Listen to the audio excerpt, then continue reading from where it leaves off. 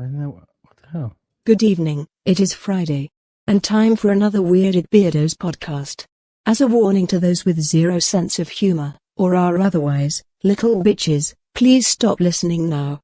Dr. Chadder and the Bearded Techy will most certainly cross lines of moral decency that are well beyond the average shit and fart joke you may be used to. The show is unscripted and in the moment, so who knows what will fall out of their dirty little mouths. That being stated, please give them a thumbs up, subscribe, and feel free to chime in on the conversation with a comment.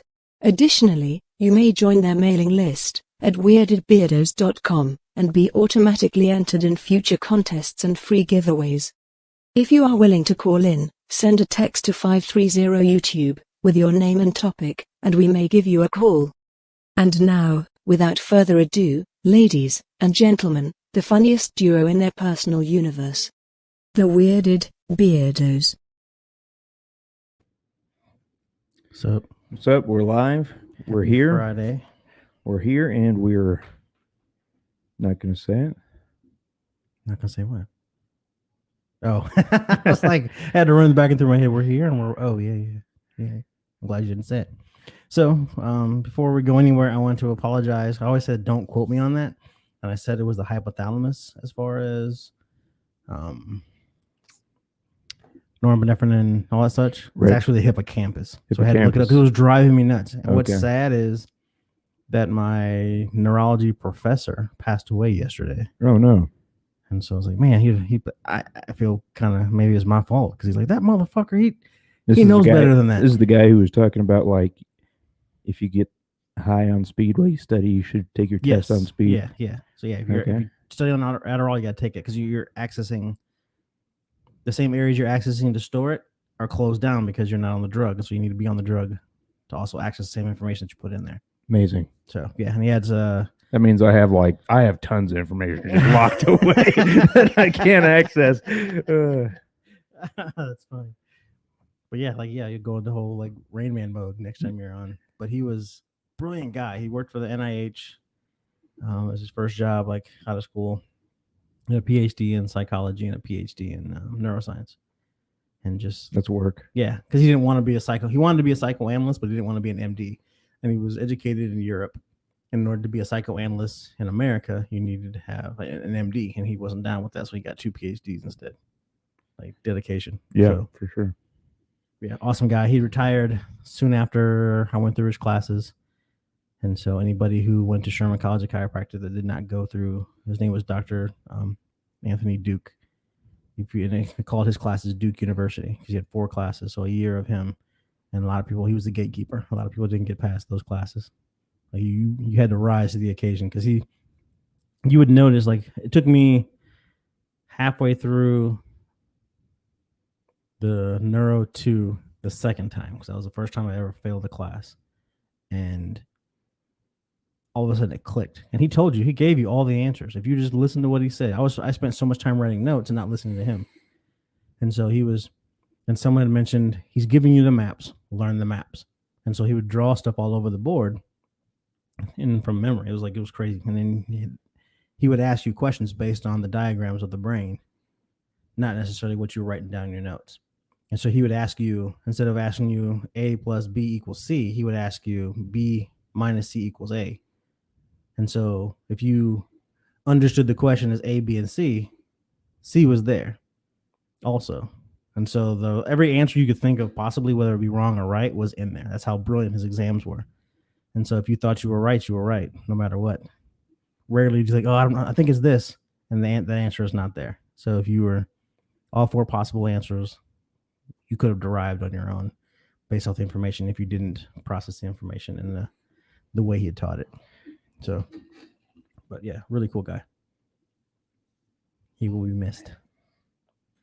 So I wrote that down on my card to make sure that I talked about that. All right. I didn't get the damn book. I just had to look at the book. I'm so sorry.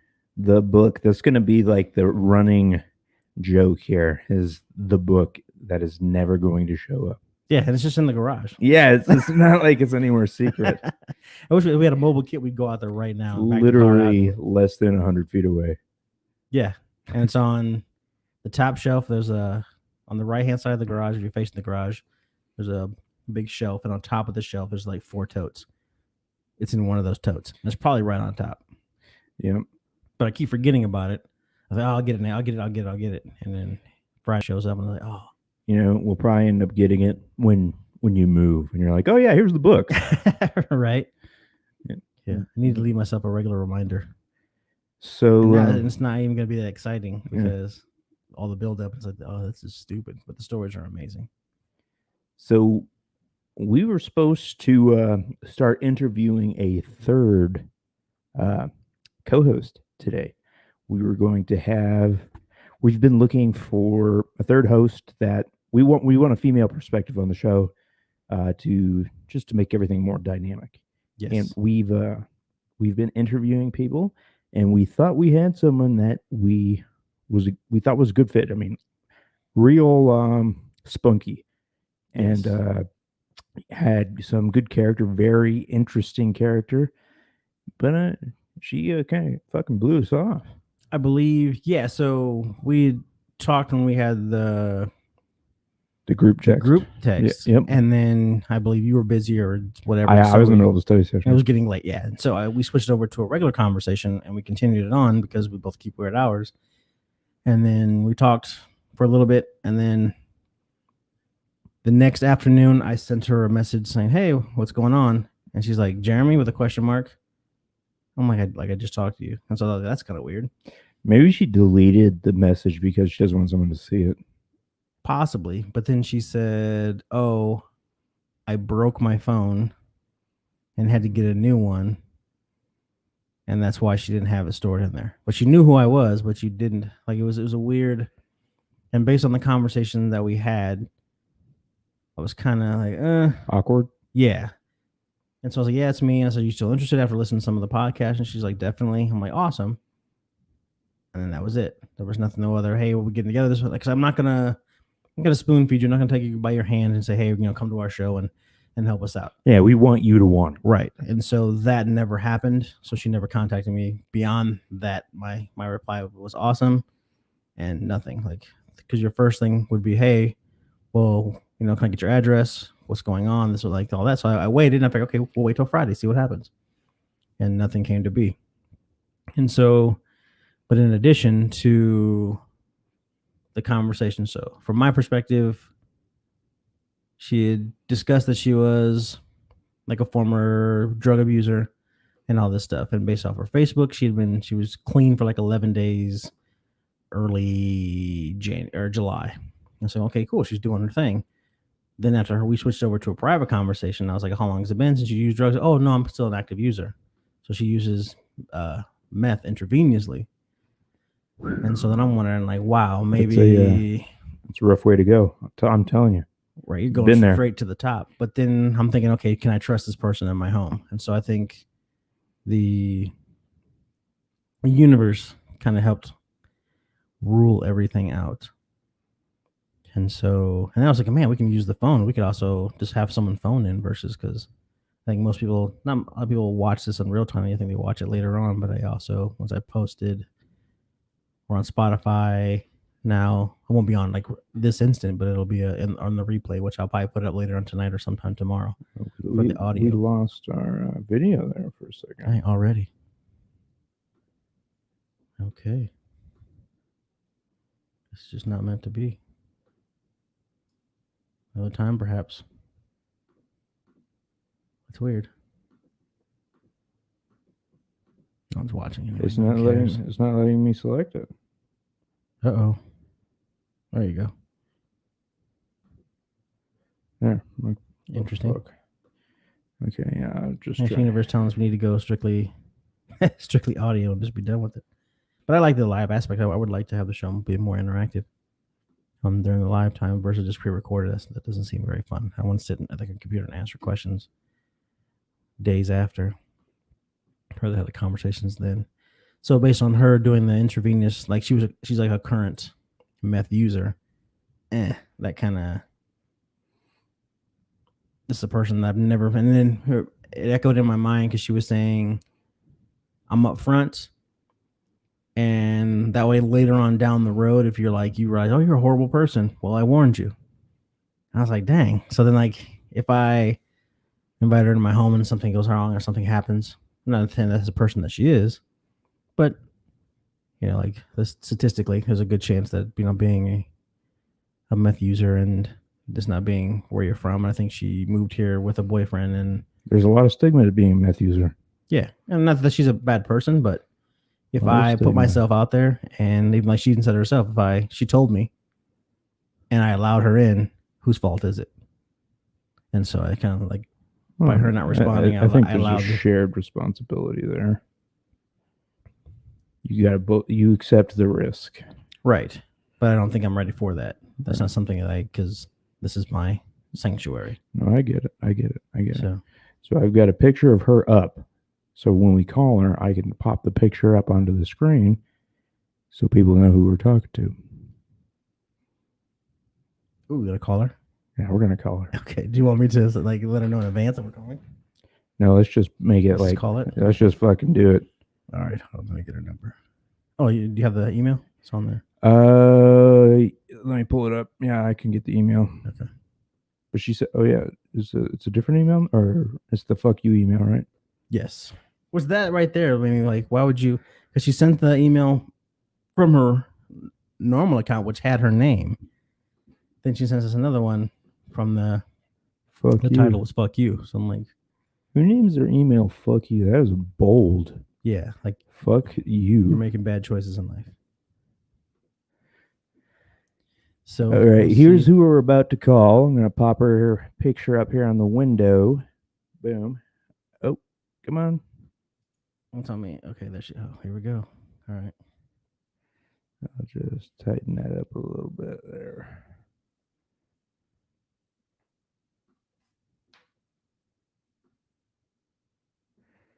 Sorry, I'm a little bit anal when it comes to this stuff. No, it's okay. No,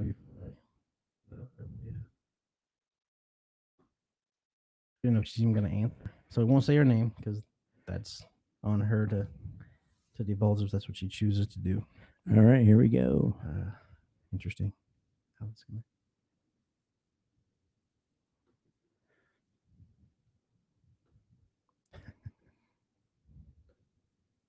She might even answer because a 530 area code. Yeah, you never know. She is adventurous. Hopefully her voicemail doesn't say like her full name. You read so and so. I'm like, ah. Yeah, I'll get ready to end the call.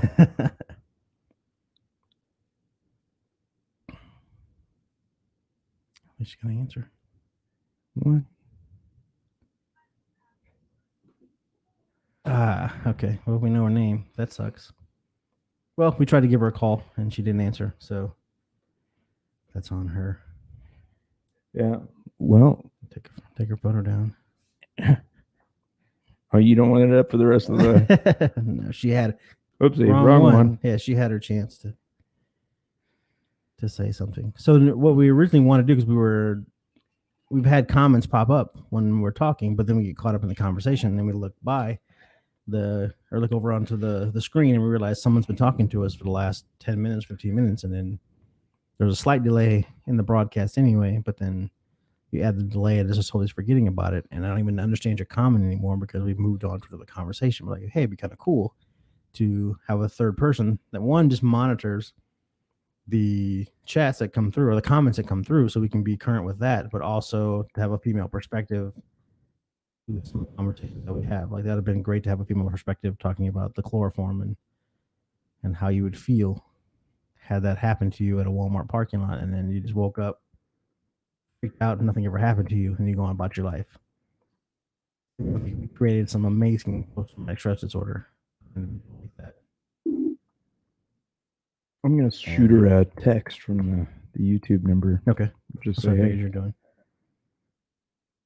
So we reached out. So we put an ad on Craigslist, and then she was the first one and very eager. And as soon as we were having this a group text conversation, Like I was looking forward to it, but then as the she kind of like ghosted us, and I was like, then she didn't answer. Our Good phone call. personality. Yeah, I wanted to. It's like, oh, great.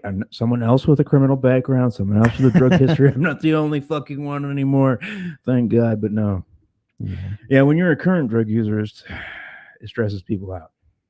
Yeah, and I don't want to be that way. So, but had she continued to have the conversation, but she ghosted me, and I'm not gonna be like, hey, like I said, I sent a comment or a message back, and she didn't reply, and so from that point, and I was free and clear of. I think people like that, which has happened to me too, is you get to know somebody and you feel just wide open, and the hell's going on with the I have fucking? no idea. Is it a loose connection maybe on my end? Could be overheating. I don't touch anything. It's minimizing for some reason. So whoever's watching, that one person watching, we're here. I have to close it and reopen it. It's weird. Start using your camera.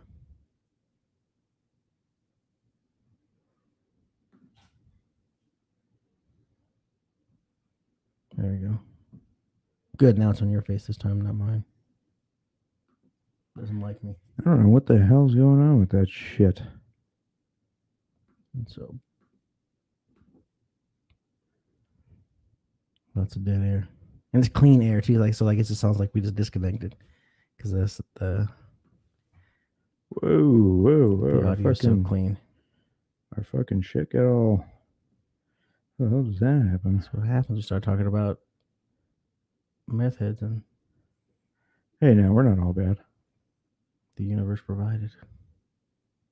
Oh, that line on the side has been your fault all this time.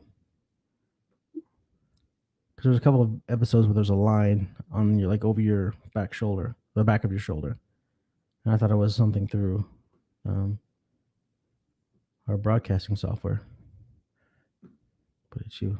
So anyway, like it's hard because of the conversation was Steve's conversation, and now he's having technical difficulties. Well, normally this window's already pre-sized. I have never had to change it once. So that works. Yeah, I haven't changed. I don't touch anything in this room. I moved the table because my computer desk is there. That's all I touch. I don't touch any settings. I don't do anything. Just bringing in the window to capture her photo, it made the thing go haywire. Okay, so talk about the stigma of.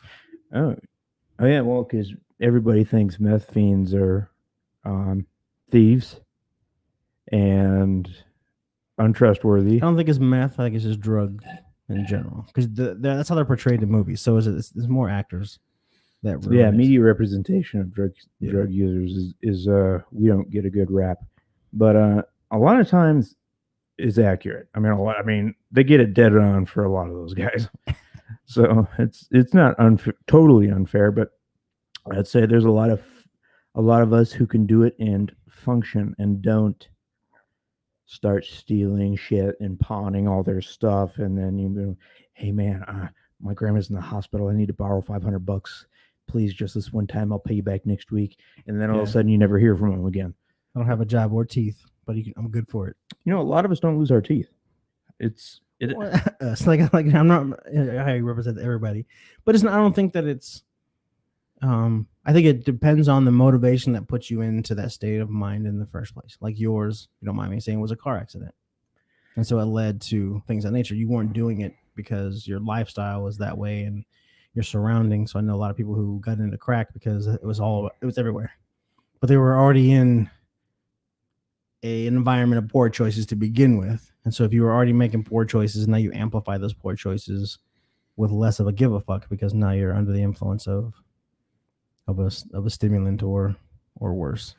Yeah. It's crazy, like the chain of events that led me to get involved with the drugs. Because when I was younger, I thought I had a list of things like I will never ever do this. I will never ever do like I will never try heroin in my life. I guarantee you. Right. I just said you couldn't force me to do it. I will never try meth in my life. There's no way. No fucking way. You couldn't force me to do it. I will never try that ever. It was one of those things that I had a wall against. It's just like boom, boom. I would never do it. And then I got a prescription for oxycodone, and then they cut me off.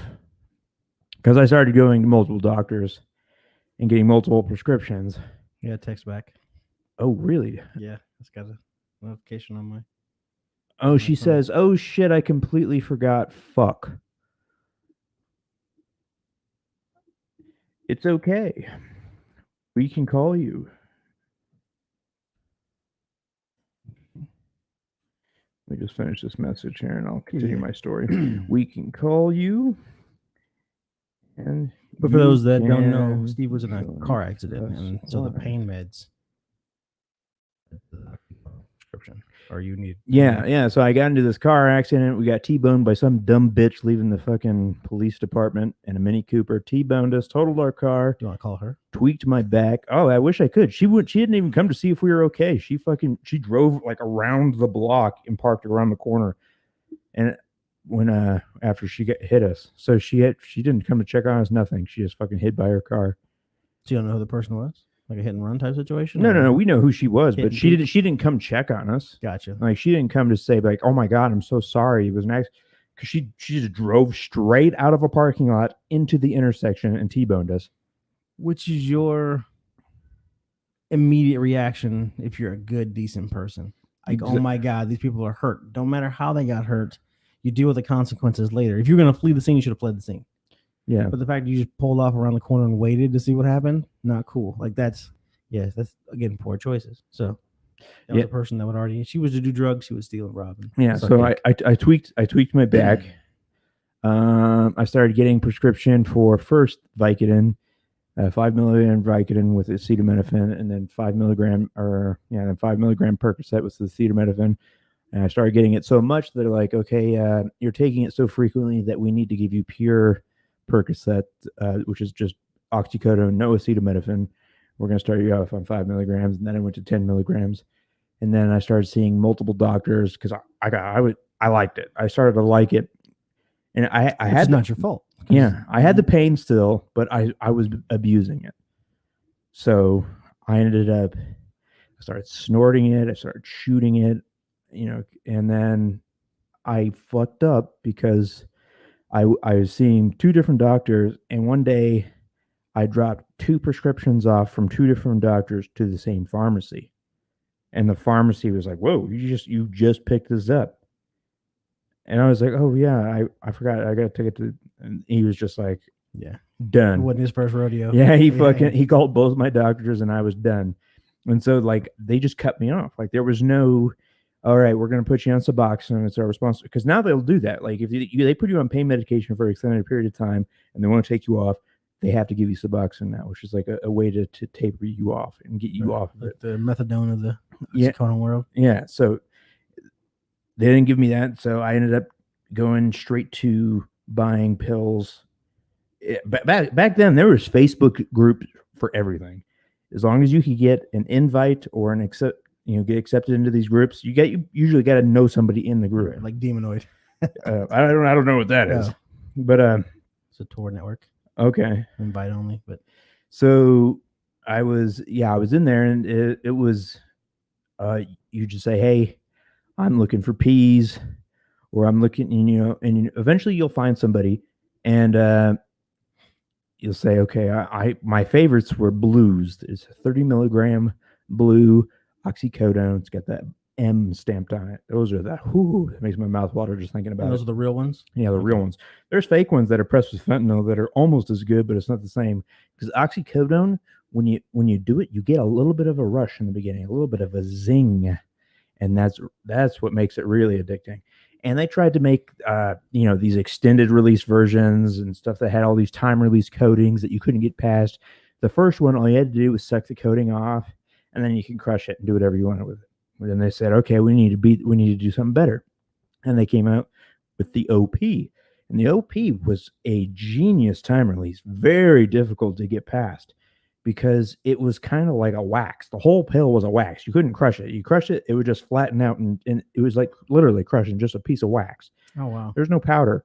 So what you would do is you'd take a little piece of sandpaper, you'd scrape off the outside colored coating, and then grind, and then shave it up on a cheese grater, shave it up into a little fine.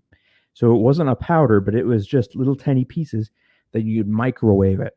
And you microwave it for about 30 seconds until it turned into like a gel, this brown gel. And you take that gel, you chop it up, and you put it in water, and you dissolve it, and then you can inject it. From a car accident. I know, right? Isn't that crazy?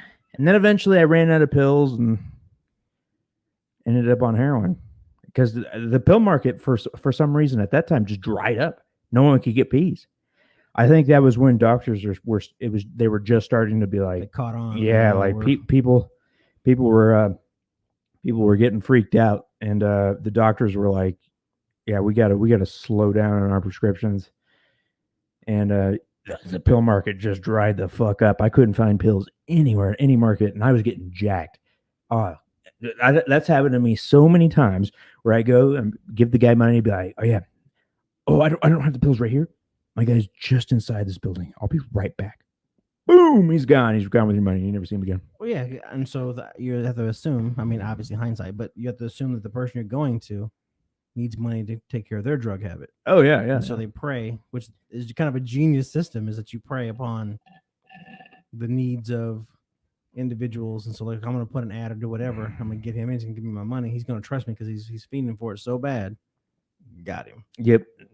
It happened to me multiple times. And eventually, I got into heroin. People who sell heroin are a little bit more reliable, except for the last time I bought heroin. I bought 14 grams.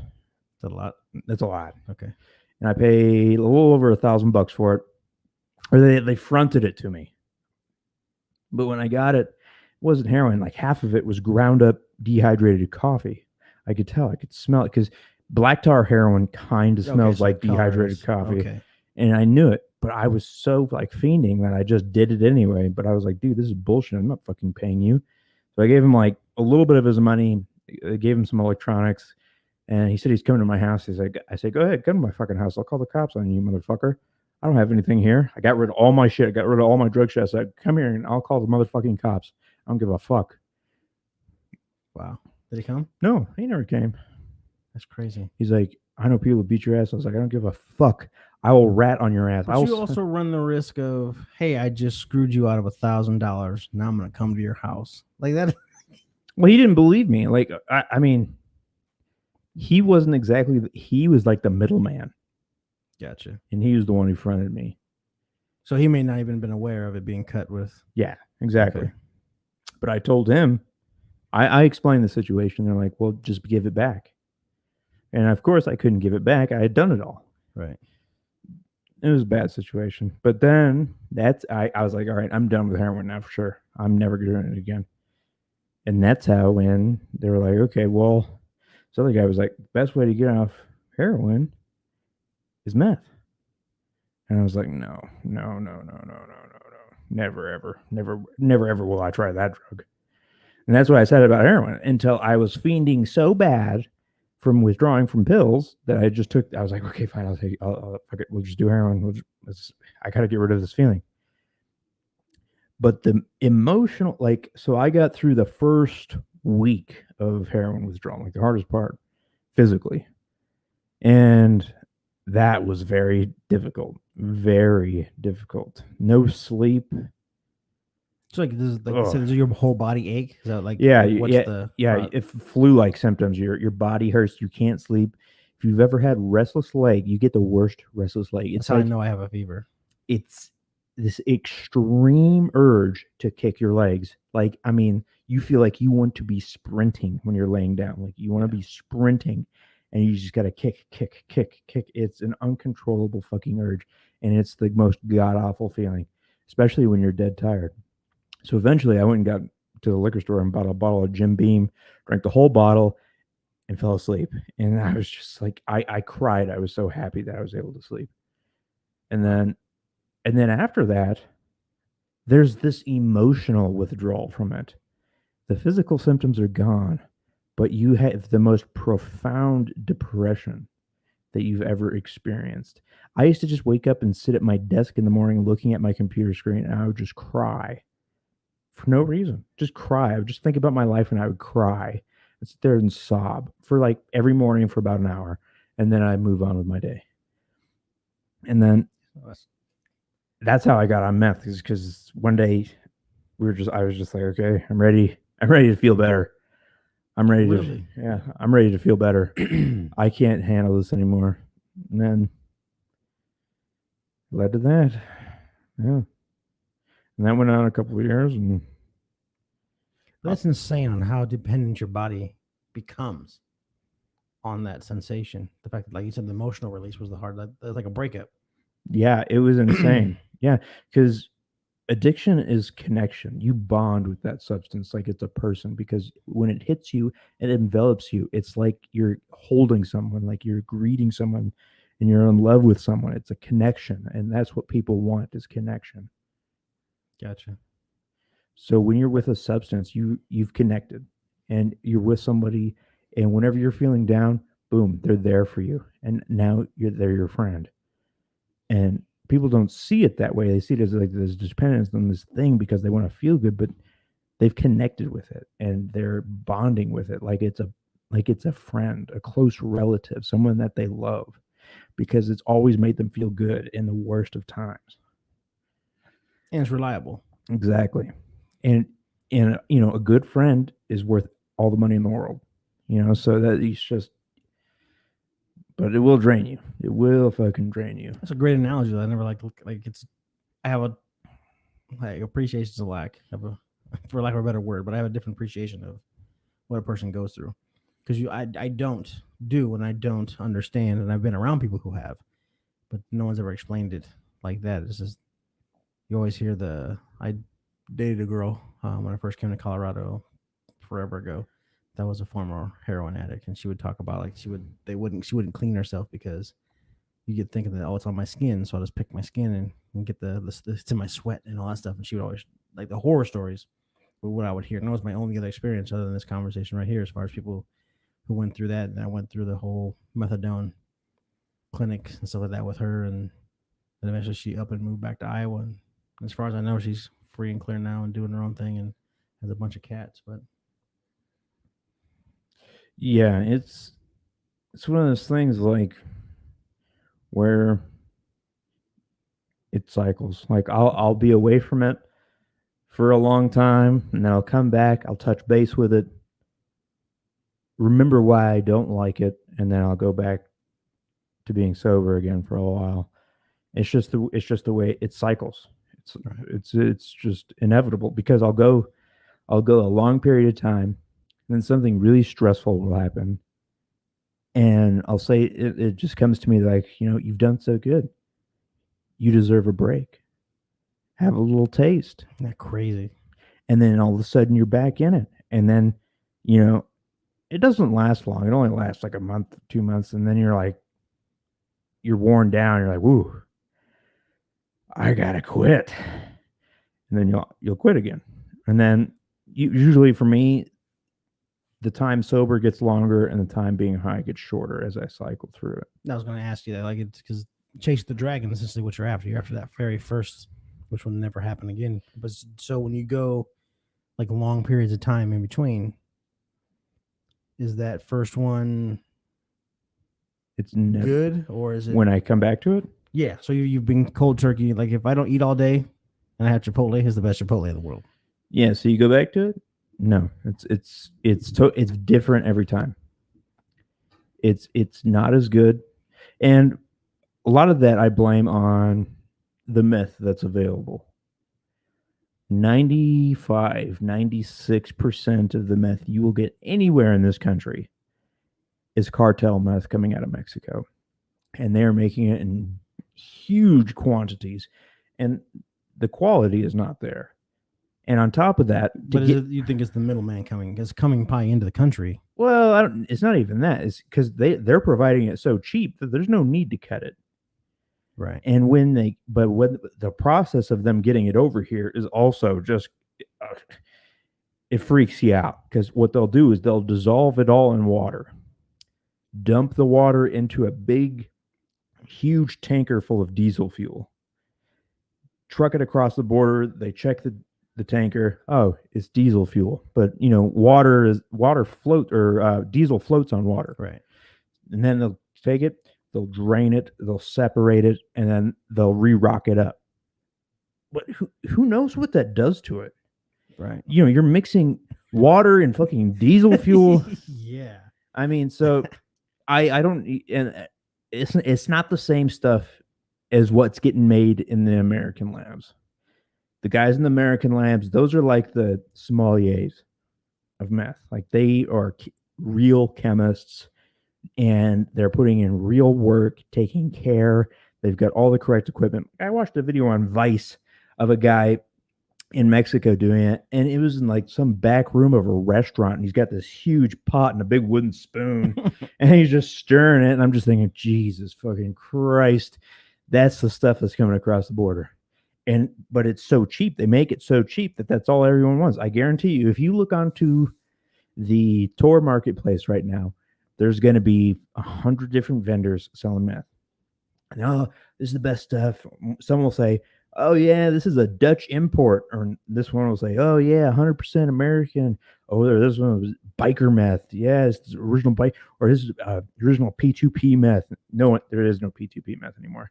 That's What's P2P? P2P is a chemical that used to be an integral ingredient in meth, but it is so highly regulated now. You cannot get it. You cannot get it without like filling out a bunch of paperwork and having a legitimate reason to get it. So Gotcha. there is no P2P meth anymore. And biker meth, yeah, I guarantee you, all of those guys are getting cartel meth, and they're just trying to sell it as something else. And maybe one vendor, I would doubt if even one vendor. I would say the people who are selling the really good American meth, they're not selling it online. They're probably making small batches, selling it. They already have a distribution channel, probably. Yeah, so they wouldn't need to. Yeah, so there's very little good meth, and each time you go back to it, your brain is different, your body's different. You know, it gets metabolized different. It's just it's each time you go back to it, the effects are diminished, and the high is less pure. So it's not, and that's one of the reasons when I cycle, those cycles get shorter because I get sick of it quicker, and I'm ready to stop sooner. So that makes sense.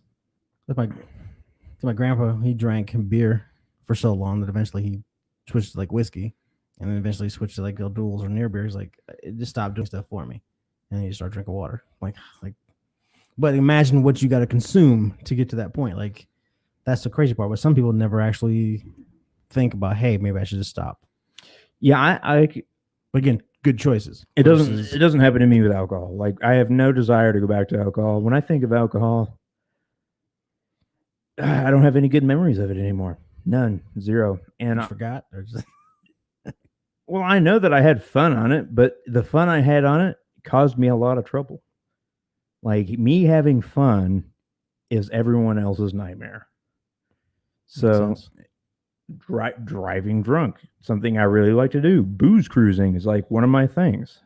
Very dangerous, very stupid. I used to do it all the time. Oh, my grandpa would never remember. He would wake up in bed and had no recollection of when he left the bar or how he even got home. He always used to joke that his truck had autopilot and a homing device, but he was functional. He would always go to work. He used to work 16 hours, drove a dump truck, and he would do all that stuff. But yeah, he never intended to go out to drink and drive. He would just get up and go to work, go to the bar, somehow get home, and then repeat and do it again.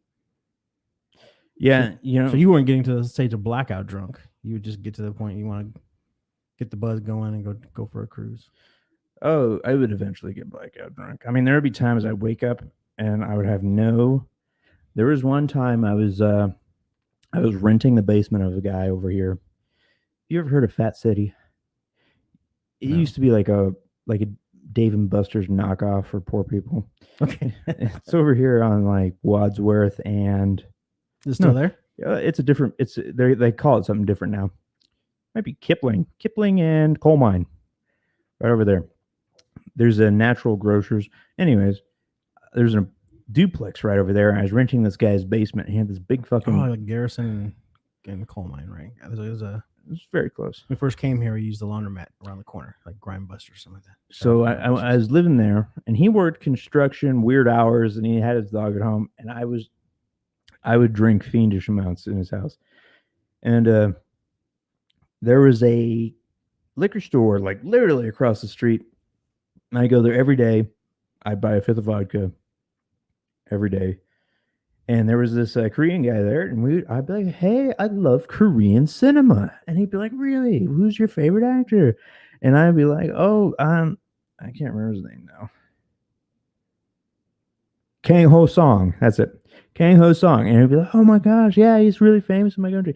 And then he'd be like, "Oh yeah, you want to see pictures of some guns?" And he had all these pictures of him with guns because everybody, It's random. well, because everybody in Korea does 2 years in the military. Right. So we would talk about that. We'd talk about movies. You know, his kids would come by. I'd say hi. And one day I got really fucking drunk. And I went over there and I was like, "Kamsahamnida, Kamsahamnida." And I was like bowing to him in the fucking liquor store, like on my knees. Dude, so embarrassed. So embarrassed. I went home, threw up on the carpet, passed out on the floor.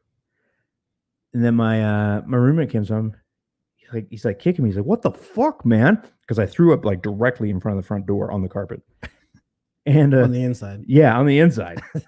And so I was like, he's like, "You fucking puke on my carpet?" I was like, "I gave the dog a burrito. That's the dog's puke." He's like, "You gave my fucking dog a burrito?" And he started screaming. I was like, "Dude, I'm sorry. He was hungry."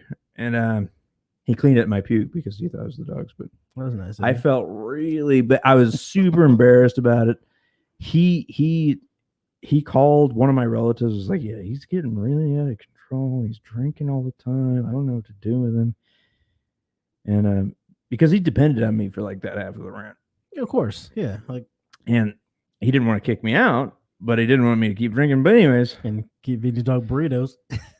yeah, that man, I ended up I quit drinking there for a while, and I didn't like living there, so I just left one day. I packed up my shit and left, just in the middle of the day while he was at work, and kind of felt bad about it. I ran into him once. That's what I was going to say. Have you seen him since? Ran into him one time at the grocery store and just went, just totally acted like I didn't see. Oh yeah, he definitely saw me, and I just pretended like I did not see him, because it's just one of those things where I don't want to confront that. I don't want to confront. I know I could be nice, but hey, how's it going? I haven't seen you in forever. Oh yeah, how are things going for you? But in the back of my mind, it's just like, I know the image of me that you have, and I don't want to deal with that. I'd rather. Which is probably that part about you, the non-confrontational side of you, is subconscious and is deep in there, and that's probably why you haven't made continued bad choices as far as like with the drugs and stuff. It's like you don't want other people to know, or to, like, you're afraid of the intervention, and so you're like, "I'll just go ahead and quit because I don't want to be embarrassed and put on the spot." Or does that sound accurate? Yeah. I want it to be in secret.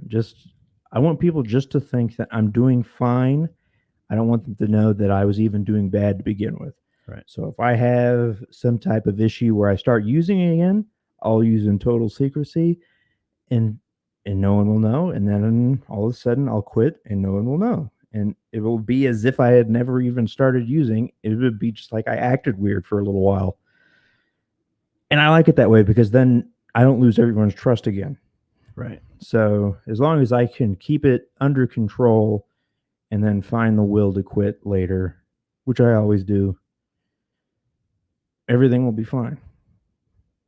I'm not like a hardcore user. I don't use intravenously. That's hitting the, there's no going past that. There is no, once you start doing it that way, I can tell you, there is no going back. I mean, you can, but you got to quit. But you got to go right back to that level. You can't just, "Oh, I used to do it intravenously. Now I do it. I smoke it from time to time." You got to go all the way. No, back. you don't have to go all the way back. Oh. Because I used to slam it, and after, like, if you're slamming it and someone's like, "Hey, you want to smoke?" and you're like, "No, that's a waste. That's a fucking waste. Give me that same amount and I'll inject it and I'll feel a lot better."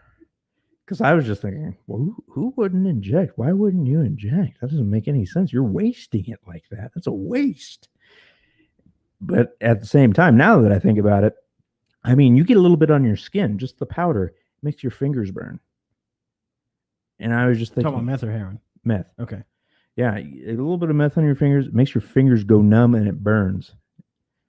And I was just thinking, man, what the fuck was that doing to the inside of my veins and my brain? And it burns the skin on my fingertips. What does it do to my? I don't even want to know. I've gotten tested. My heart, liver, kidneys, they're all functioning well. I've been to the doctor several times. But you didn't abuse it for long periods of time that way. Like your veins weren't collapsing or anything like that, right? Oh no, yeah, I did it for about 2 years like that. Wow. About 2 years.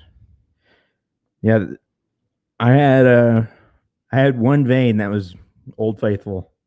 It never was always there. So, but I tried to use a variety of them just to avoid damage to one too much. Right, that makes sense. But again, good choice. Like it sounds, so it's a good bad choice. But the fact that you're still aware enough, it's like I'm still doing damage to my body. Let's go ahead and not do as much damage.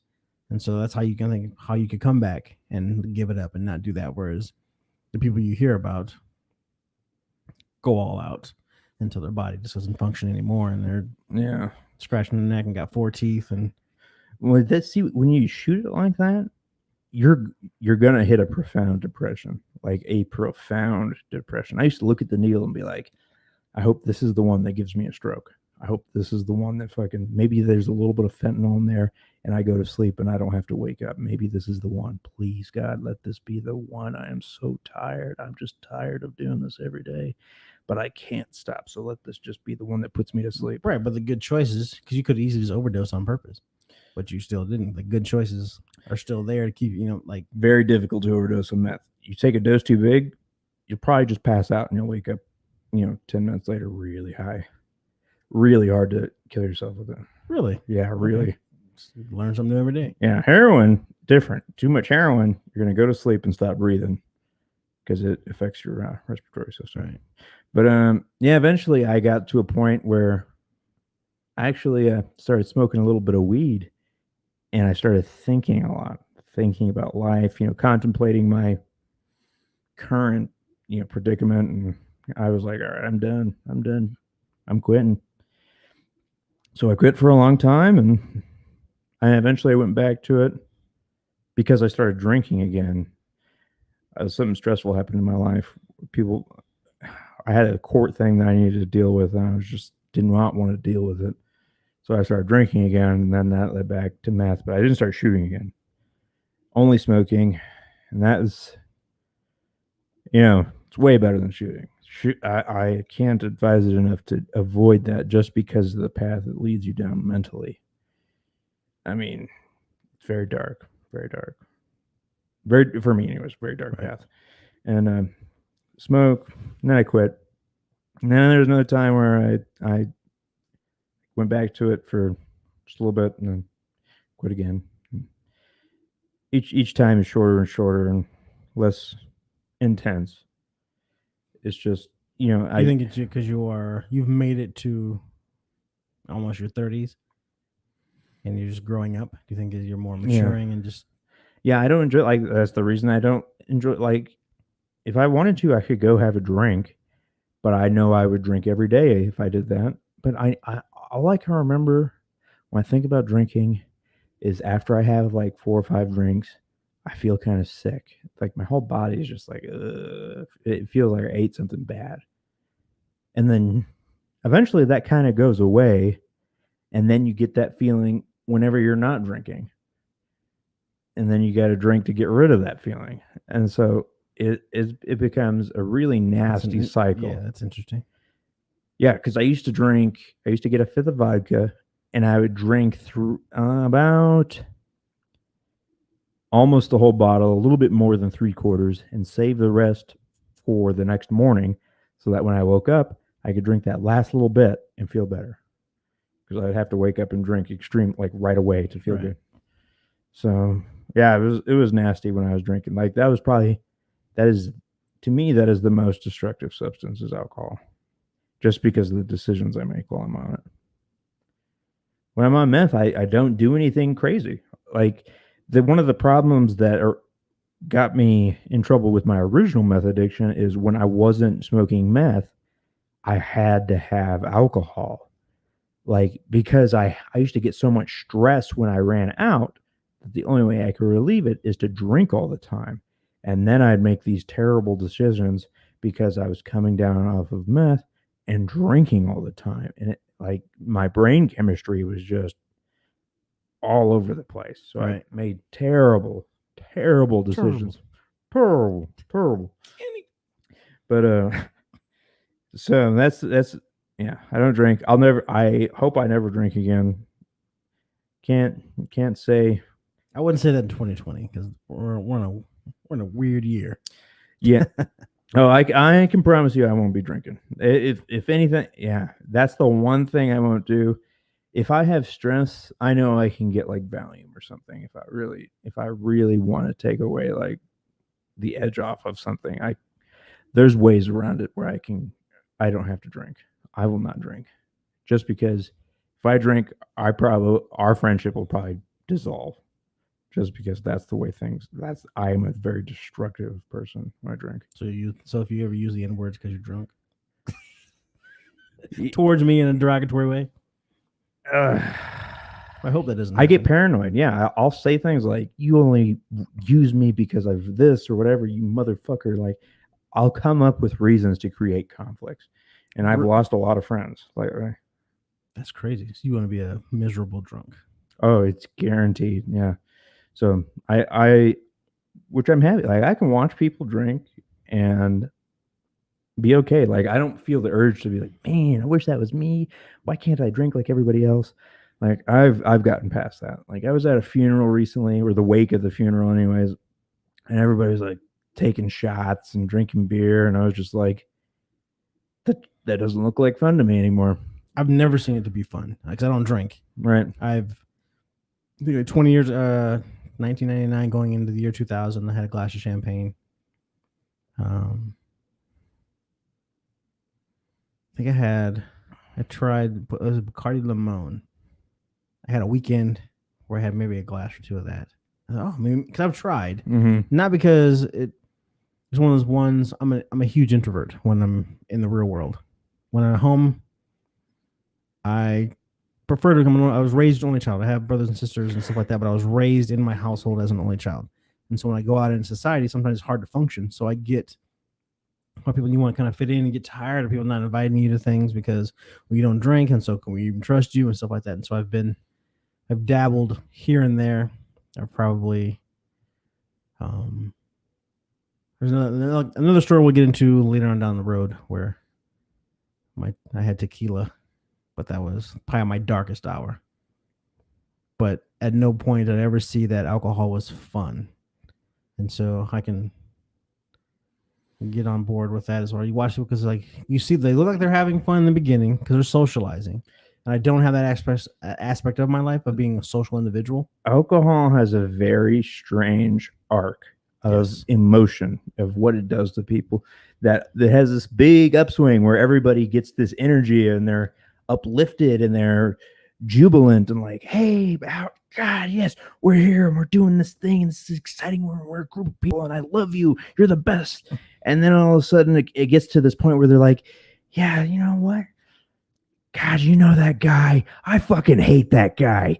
Where is that fucking guy at? Yeah. You know what? Invite that guy over. I'm gonna fuck his ass. Oh yeah, I'm gonna fuck that guy up. And then it comes down to, man, God, my mom passed away. Fucking Jesus, what am I doing with my life? And then they're crying, and then it hits this point where they're like, man, I'm fucking tired.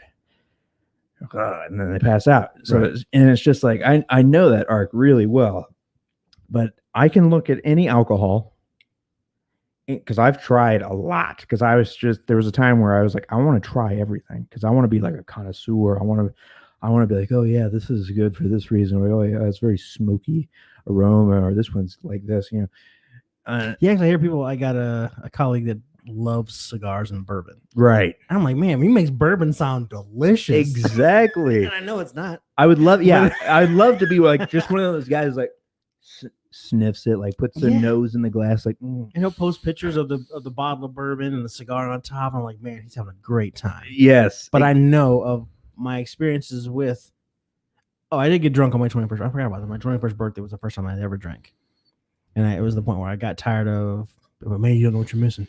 Okay, so my mom and my stepdad, everybody went converged on a club, and whatever they gave me, I drank. And so we can talk about that another time. But that was I've been drunk, but I've never had the hangover.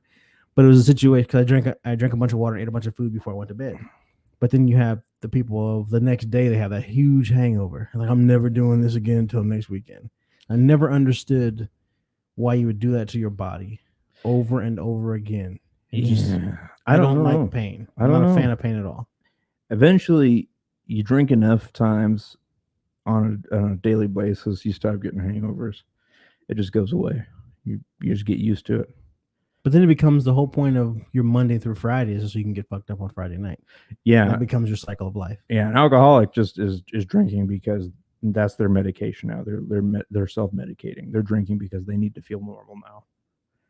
That's crazy. Yeah, but yeah, so I can look at any alcohol because I've tried almost everything unless it's a brand new brand, like something that just came out. But I can look at anything from like Jim Beam to Buffalo Trace to Maker's Mark to Bullet Bourbon to, I've tried it all and just I know, like, yep, they all taste like shit. And it's all an acquired taste. You have to drink it and drink it and drink it and learn to like it and learn to enjoy those weird the specificities of each alcohol. Like, this one's a little bit different from this one because they aged it in this oak barrel, or this oak barrel's charred first before they aged it in it. And I don't care about that stuff. When I was drinking, I just wanted to get drunk. And I know it all tastes bad. There's no liquor that tastes good. I mean, I used to like Smirnoff Ice because that tasted like a Sprite to me. But yeah, I know that it's just more like a Mike's Hard Lemonade. Yeah, exactly. Okay. It's like a pop. Yeah, but yeah, I remember the feeling that it gives my body, and it is not a good feeling. It hurts my body. It hurts my body. I do want to try olives. Are top 3 favorite foods, and I love olives. I can just sit and eat green olives out of a jar. But a martini looks delicious, but I know it's not. Yes, because I'm like, an alcohol tastes like an olive. But I love the flavor of olives, and I think a martini would be amazing. But I don't want to be disappointed, so I've never tried one. You know what's fucking really weird? A Minnesota martini. You ever have a Minnesota martini? Obviously not. Minnesota martini is ice, Michelob Light, olive juice, and 2 green olives. So you dump like the brine from the green olives into the beer, add ice, and put 2 olives in it.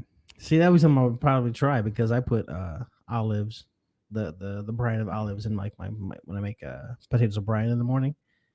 I'll put the real olives in it, but then instead of having like a butter or something like that, I'll put the juice and I'll saute my potatoes and onions and peppers in the juice of the brine of the olives. It's fucking amazing. So sounds strange and delicious. Oh, when you were describing the Michelob, I'm like, I don't think Michelob probably tastes like shit, but if you're mixing it with olive juice, I think you may have tried. Then you got 2 olives on to boot, so you have. Yeah, that's a Minnesota martini.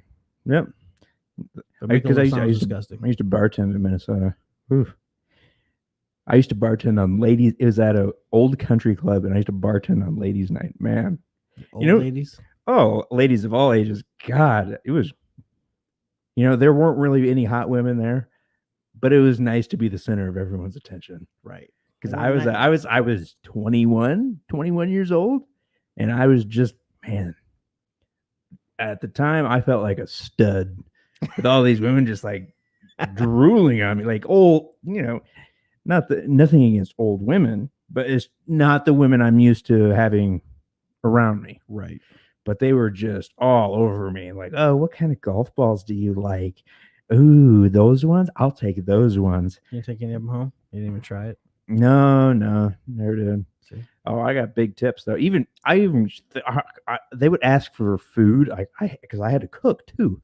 And then it'd be like, oh yeah, they would ask for the most difficult fucking sandwich. What's the fucking sandwich that's it's on rye and it's fried and I have no idea. A Reuben. Okay. That's a motherfucking pain. Isn't that like sauerkraut or something like that? Yes, okay. It's a pain in the ass to cook when you got a bunch of people there. because it's I love cooked- sauerkraut, but I don't like rye bread. rye is awful. But yeah, I made it wrong, brought it out cold, still got a big $10 tip. She said, "This is not the way you make it, Reuben." But, You do no wrong. oh yeah, you find out. Oh man, that place. I'm not going to mention the name of the place because they used to be in charge of taking out the. I was drinking at the time when I was there, obviously, but I used to be in charge of collecting the money from all the vending machines around the golf course. They did not inventory any of that stuff, so they weren't making a lot of money on those vending machines. So you're walking around a bunch of quarters. Oh, mostly dollar bills. Okay. Mostly. Yeah, they hold a lot of money. We a long time ago, we were on a road trip and we stopped at a gas station. Because back in the day, I don't think you can do it anymore. You're like, well, you may be able to because I doubt they've changed it. Machines have gone. But if you bring a can machine to a 45-degree angle, whatever cans are in the center of because you know how it stacks like side to side. Mhm. If you tilt it to 45-degree angle, any cans that are in the center will slide out and come down. And so we would stop at roadside like hole in the walls. That's why they're in cages now because of people like us. Really? But yeah, you just tip it forward and it would just for the soda would fall out. We did one time, and the guy, I'm assuming the guy who was owning them or swapping out the coins forgot to lock it, and it had like $400 or $500 in ones and quarters. Wow. In that machine, oh, nickels, dimes, and quarters. But it was like, yeah, like we were counting for like feeling like for an eternity. We didn't realize it held that much money. Yeah, I know a guy. I was cellmates with a guy. Good dude, as I knew him. Right. Because when you're cellmates with somebody, you know them Still in jail. when they're healthy. Right. They're eating well. They're not using, and Time to reflect. yeah, they're at their best probably. You know, because they could be much different on the outside. So I knew him as a good guy, even though he had a rap sheet like a mile long. Some of the stuff on his rap sheet was unbelievable. But he was telling me that he used to be the laundromat bandit. And I was like, what the fuck? The laundry? You were robbing laundromats? He goes, To a point, you had a name. yeah. He's like, you would not believe the money you can get out of washing machines. We would go from apartment to apartment and because the laundromats are open. They're not locked or anything. And he was telling me like all you got to do is take a pry bar and you got to pry this open and you take this out and you pull the machine out and then all the coins will come out. And he's like, we used to hit apartment complexes all over the Twin Cities. And I was like, holy shit. And he goes, yeah, we made thousands. Like, but it's a good. You wouldn't even think that would not be the first thing in my mind to be my hustle. Hey, let's sit down, let's start robbing. Only because he was hitting the Laundromats. pipe and just thinking, there's a lot of money in those. Yeah, everybody has dirty ass underwear. Yeah. Yeah, of course. And then he'd go back to the res and count up his corners and lots of natives there. Lots of natives. The laundromat bandit. Wonder where he is now. Probably back in prison. When I was with him, he was violating parole because he was at the halfway house. He had been doing well. He and another guy were keeping the bathrooms really clean, and I don't know if I should say this. A muck.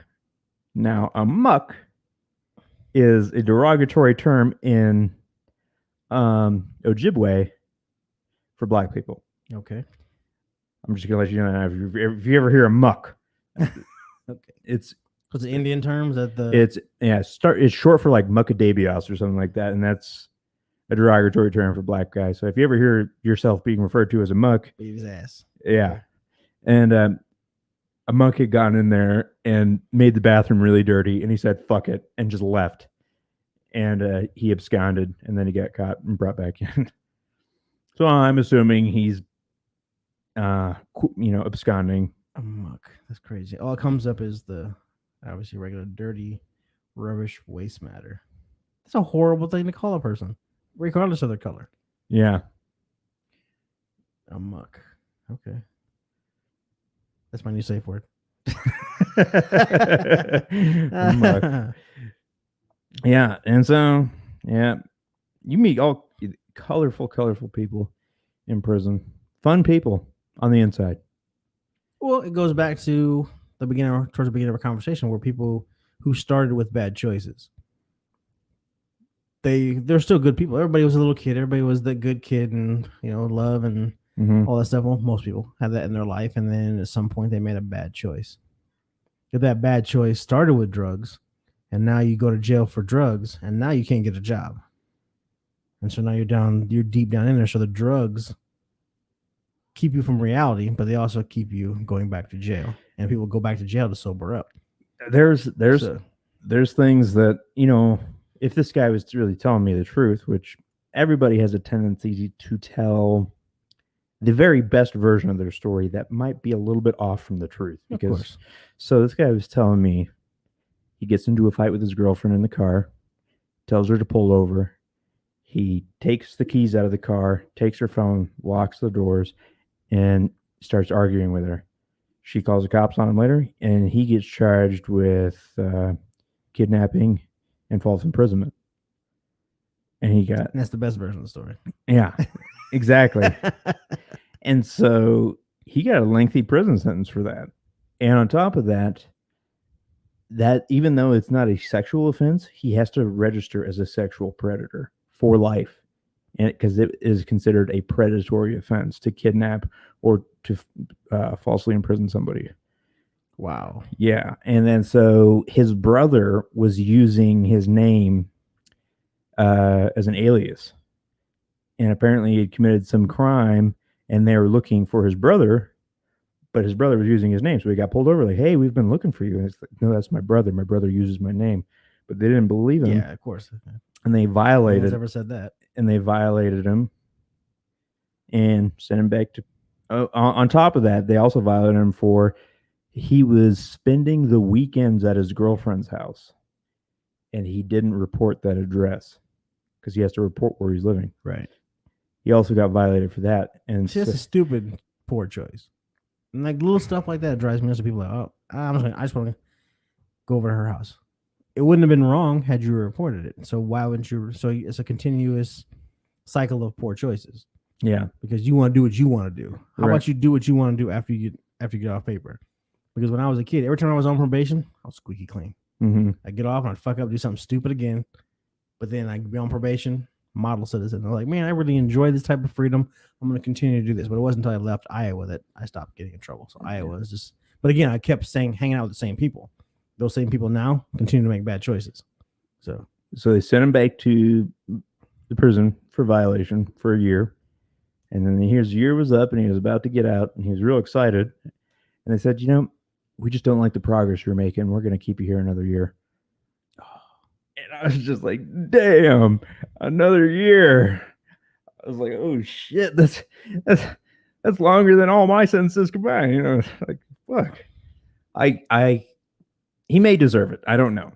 But time inside passes slowly. You may get a good routine. That's the best way to pass time, is to get a good routine that you can rely on to take up time for every minute of the day. When you're in your cell, you've got a good book. When you're outside, you've got good friends and cards and games and shit to talk about, and you can walk around the yard. You got to have a routine to take up that time, because if you don't have friends or a routine, those minutes are going to pass like hours, and your time is going to be slow. Oh, I can imagine. Like time has stood still fucking during COVID. And so like for this guy, even though he's not a sexual predator, he's on the list and people treat him that way. So he's got no friends. And I made the mistake of even just talking to him. And so people were like, oh my God. Guilty by association? Yeah. Everybody like, hey man, what kind of case you got? What kind of case? I'd tell him my case. I'd be like, you sure? I'd be like, yeah, look at my number. Because you can say, a lot of people will call their people on the outside, be like, hey, look this guy's number up. And they can look up their number, tell them exactly what they're in there for. I'd be like, look me up. I don't give a fuck. And so they're like, okay. But yeah, people just, and then eventually he would come over and talk to me, and I would just be like, yeah, I gotta go. He was a good guy to talk to, but I couldn't talk to him just because of the way. Because the one guy was like, I don't know about you, man, but people are throwing shit on you. They're throwing shit on you, and they're putting. You got a jacket on right now. You better take it off. That's crazy. And I was like, yeah, okay, yeah. It was. Got to be careful who you associate with. There is a very structured society within those walls, and you need to find your group and stick to that group, and don't associate with people who are not in it. But then you got to find what is your group. Like that's the thing there. Like how do you like? Yeah, I found a few other white guys. Like, when I thought I was going to LA County Jail, terrified. Like, Yeah. And we'll tell that story another time because we don't have time now for that story. But it's one of those things. I thought that's where I was headed, and I was like, oh, my only way not to go there is to kill this individual. And like it's horrible that you get put into that situation. But for me, going into prison, 'cause I'm half white and I'm half black, I don't really care which way. As far as I'm Jeremy, like there's nothing. I don't identify as one or the other. I'm pigeonholed into being black because my skin is not white. As far as society goes, that doesn't mean that I relate to one side or the other. But then you're like, nah, I got to be stuck around these people. Oh yeah, I've been avoiding you my whole life, and now I'm stuck in that. That's a terrifying. if you went to prison, you'd be hanging out with black guys. I guarantee you. Well, I'd have to, or Mexicans. Most people don't know. Like, as long as they don't say anything, I could Yeah, probably fake it. you'd be hanging out with black guys. Probably. Yeah, I mean, it's just Because I want to play spades. they structure it's not the prison's choice to make it that way. It's internally structured that way. White is with white. I mean, it's not as bad in like medium low security prisons. It's kind of more of like you're hanging out, but it's still divided. Like you go out to the yard and you see people working out, you don't see any white guys working out with the black guys. You don't see any native guys working out with the white guys or black guys. It's where I was at, it was mainly those three cliques. Very few Mexicans. I don't think I saw it, maybe one or two, but Mexican, there was black, white, and native, and you kind of stuck to your group. But that shows you how flawed the system is. Because why wouldn't you force them? Because when they get on the outside, you go in not racist and using what you wouldn't. I'm sure pre-prison Steve didn't use muck, so you go in like. How do you even know a term like that? I've never heard that term, right? So you go in as a regular individual and you come out racist because the system you're surrounded by, like we've had the conversation, like you'll joke and make racist jokes with your friends because you're fitting in and you're doing all that. But in a prison environment, you almost have to believe it to survive. And you get on the outside and then you come out with these stigmas and stereotypes. And it's the system that's failing people because if you would start there and kind of merge these people together, they may come out in the real world. Because if you are Mexican, go to prison, you're Mexican, then you come out with that society sees you as a dangerous Mexican. And when you try to get a job, you can't interact with white people because you've been hating on white people for 10, 15, however long you've been in there. You've been hating these individuals. Yeah. And that's going to come across. But how are you going to be able to interact and get the job that you want other than washing dishes or, detasseling corn? They detassel in Minnesota? I don't know. I'm from Iowa, but we detassel. But those kind of jobs you end up getting because no questions asked. Go out there, make your money, slave all day in the hot sun, and you go home. God, rock picking's huge out there. What's that? Before the planting season starts, you go out and you pick rocks out of the field. Fuck that. Rock picking. I detasseled one season. That was so fucking miserable. Like corn rash and fucking like walk through, get attacked by fucking ninjas. Yeah, those corn leaves are sharp. Yeah. Yeah. And you're like scared of it's a good time because you have a good time with the people there because everybody there. You get up at the crack of dawn, you're dead ass tired, and you're just out there having fun, talking shit because that's what I do. But the work sucks, and I don't like the sun. Anyway, it's a different type of work. Yeah. No, I'm not made for it. Me either. So, I don't think I'm made to work. I'm a lazy individual, but yeah, geez, I kind of took up the whole episode. Yes, this one. People are starting to think that deep fake porn isn't real. Deep fake porn. I didn't get my live link stories. I didn't get into the book. I fucked that up, but the story of how I ended up almost went to prison in LA County. So I'll mark that for next week. And I told her, I said, hey, She I says, forgot "Oh about it. shit, I completely forgot. Fuck." I said, "It's okay. We can call you and you can join us live." No response. See, that was the thing. Like, yeah, she same conversation that I had with her is like, oh, okay, awesome, Ghosted. and we're supposed to hold your hand. So hopefully she listens to this and we're officially over. It lasted 3 text messages. And yeah, and the older woman who Did she email? Oh, did she respond? No, I had said to her, "Thanks for responding for the Craigslist ad. Sorry for the late response. Looked at your website, really impressed with your leather work and your sculptures. I've never been adept at that sort of artwork, and I'm always impressed when I see such interesting representation of humans and animals alike. We've had a few other responses to the ad and currently working our way through each person, talking with them, getting to know them, getting a feel for what kind of presence they have. This is a link to our latest episode, and I linked Kill Kits and Chloroform. Like I said, we talk about anything and everything. If you're still interested, Jeremy and I would like to go ahead and start a group text where we just have a friendly chat and talk about ideas. Thanks again, Steve. Yeah, I'm interested to have a conversation. I would like to have the first conversation with her live if we could. That's how we should do it. Just bring them on the air. She seems very. Did you notice on her Facebook profile there are no pictures of her at all? I don't. And the ones you do see, are they her? Exactly. Because there's hundreds and hundreds of pictures, and I tried to go through. I got tired of going through them. Oh yeah, I was just thinking, when am I going to hit the fucking bottom of the whole thing? And she has 2 accounts, and both accounts are the same. I've never seen such prolific posting, because that's work. I mean, I'm gonna take a picture of this. I'm gonna take a picture of this. I'm gonna take a picture she of needs this. to control our social media accounts. Pose. And so this lady is 55 years old, which could be hit or miss. Because I'm 45, you're 29, right? Yeah, she says she's came to the United States in 1983 from Calgary, Alberta, and she came with her parents. But their parents are artists of different medias. Father was a writer, a woodcarver, a carpenter, and from Denmark, her mother was a painter, sewer, and geophysicist. I'm starting to feel like the dumbest fucking guy in the room. Her father was a geophysicist, not her. Yeah, but still. She doesn't say what she does. She comes from good stock. From good stock, yeah. But she's also 55. She's not doing anything by now. But she's also has biracial children. Yep. And so that adds a dynamic. So I mean, she's kind of open-minded. But then you see her pictures, she comes across a little hippie-ish. So that's, again, a whole other spectrum that we don't even have access to. 12-year-old boy, 22-year-old girl, 30-year-old boy, and 35-year-old girl. So she's got kids both younger and older than me. Yeah. Which is interesting.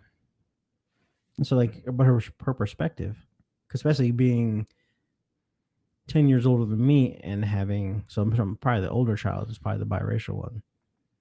And having a biracial child in the 60s, raising them in the 70s. Oh, wait, no, the child's 30.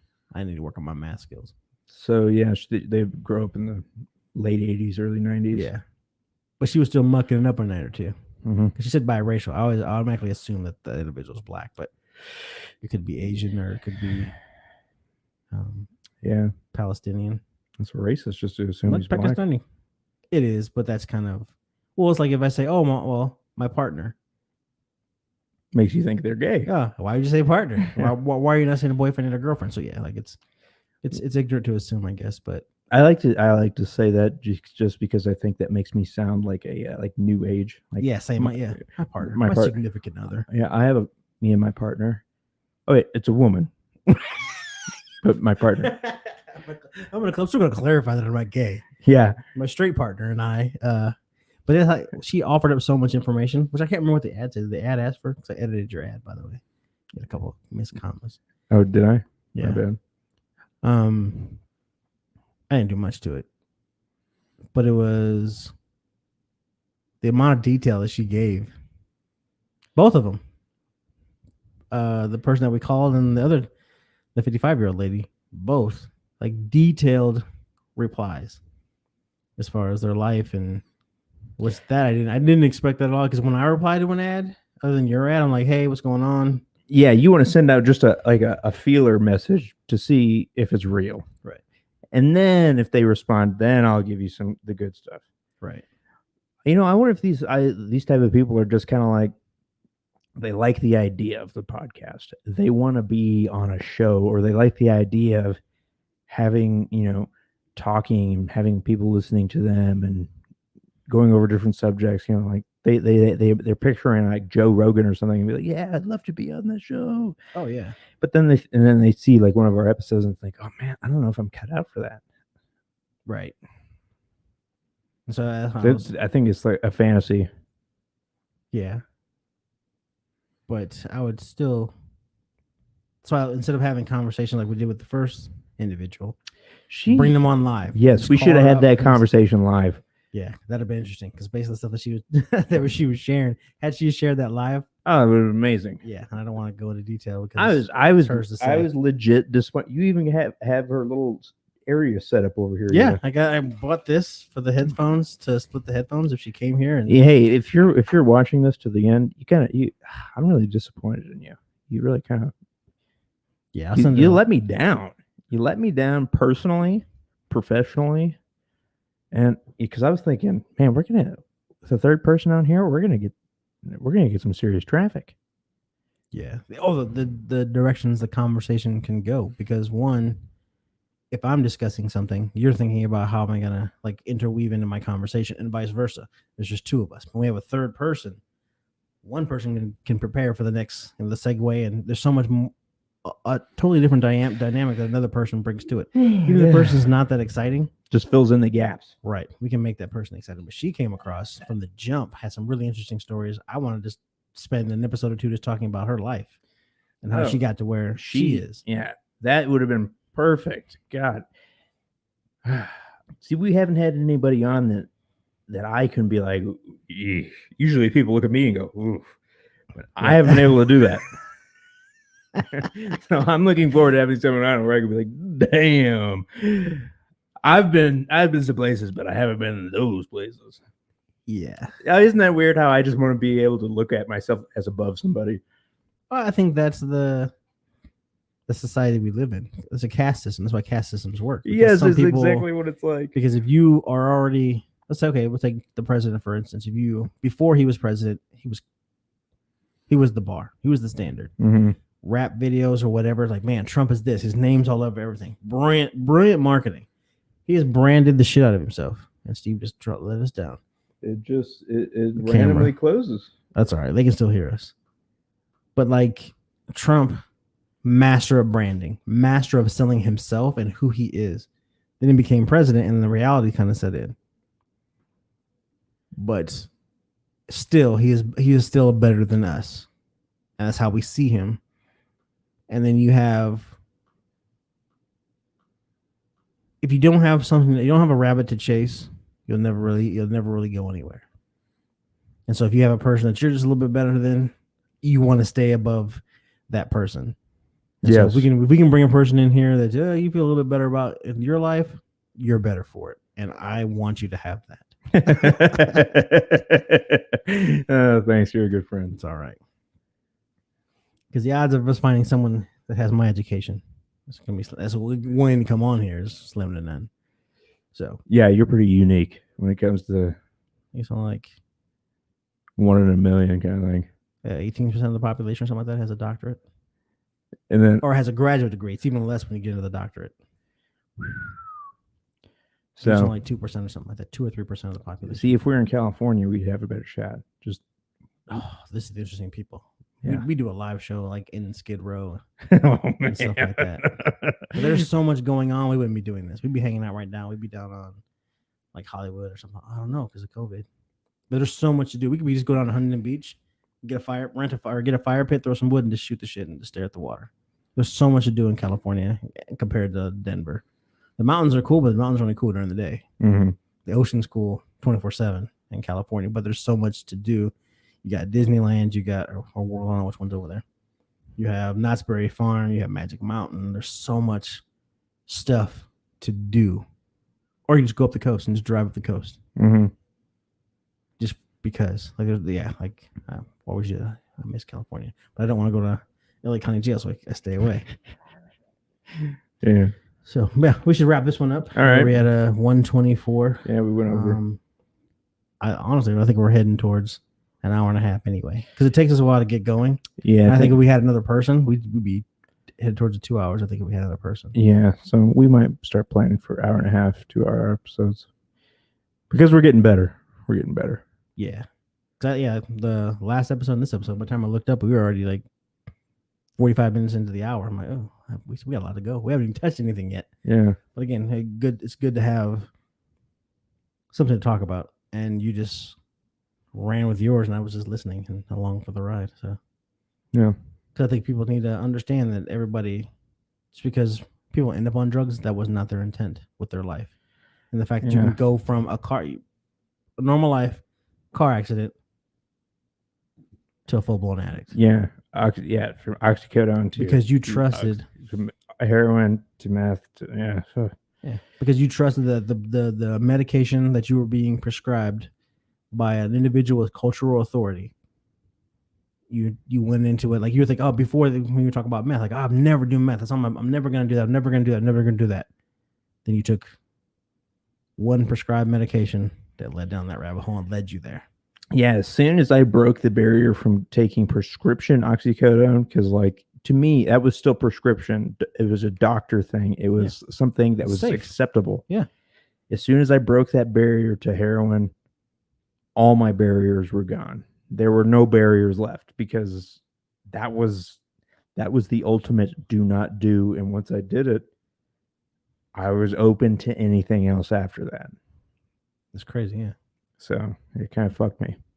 But had he sat you down like this could lead to methamphetamines, you'd be like, you know what? I'm gonna go ahead and ride this out. If you open up with and have that conversation like, hey, Steve, I'm gonna put you on these pain medications, but just so you know, this could lead to worse things. I think that's why they're doing Suboxone and stuff now. Like it's more white. Like you get on pain pills and they want to take you off. They're like, okay, we're gonna put you on Suboxone now to help you get you off, instead of just being like, oh, we found out where you're getting prescriptions from multiple doctors. You're done. But that's only because of society. Yeah. They don't want to give up that money. Right. But it's like, oh, I can't make the spiffs off this right now, but I can make more spiffs off this. So I'm gonna go ahead and get you cracked out on another drug. Mm-hmm. We'll keep you in the loop. So yeah, we can talk about this for hours. Oh, I know it. You're tired. I don't know. I'm yawning. God, fuck. All right, everybody, we're gonna head out. We'll see you next Friday, and hopefully.